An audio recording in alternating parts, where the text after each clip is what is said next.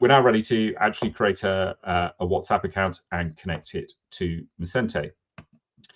To do this, log into the Messente dashboard. We've got the senders option on the left-hand side, and within there, there's a tile for WhatsApp. If you select that, you'll get a login to Facebook page where you can authenticate with your Facebook account. Read the permissions, make sure you're happy with the information that will be shared, and it will then show you the business portfolios that are connected with your Facebook account. So if there's more than one, choose the relevant one that you're interested in. Next, it'll then look at the WhatsApp accounts associated with that business. So if you've already got one that you want to use, you could choose that. And if you don't, then here's where you could create new.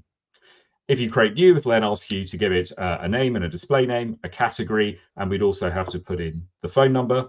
In this case, I'm going to go back and reuse the one I've already got. So I've already got an account and number.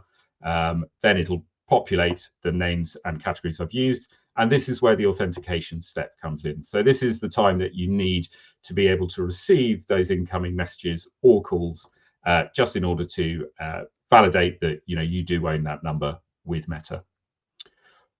Once you've done that step, complete the process, you'll be brought back into the Messente dashboard with a confirmation message, and your sender will now be added to your list of senders with a WhatsApp label on it. So that is now ready for you to use.